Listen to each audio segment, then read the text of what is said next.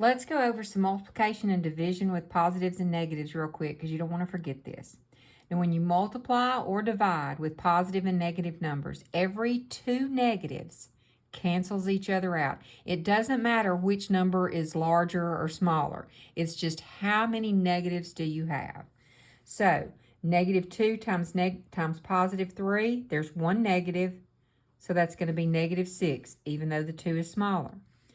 Positive 2 times negative 3 is still negative 6.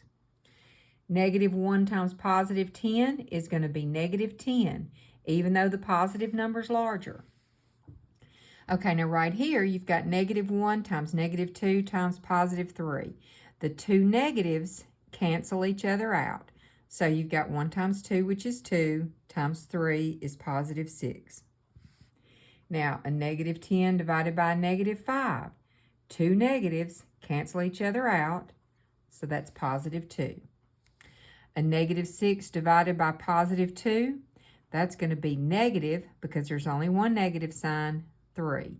And just real quick, let's look at what happens if you have positive 6 over negative 2. That is also negative 3. It doesn't matter whether the negative sign is on top or bottom.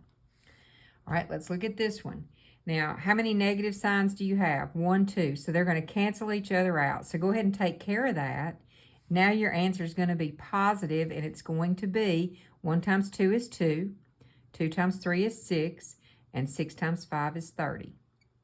And our last problem, negative 6 divided by negative 3, they cancel out and give you positive 2.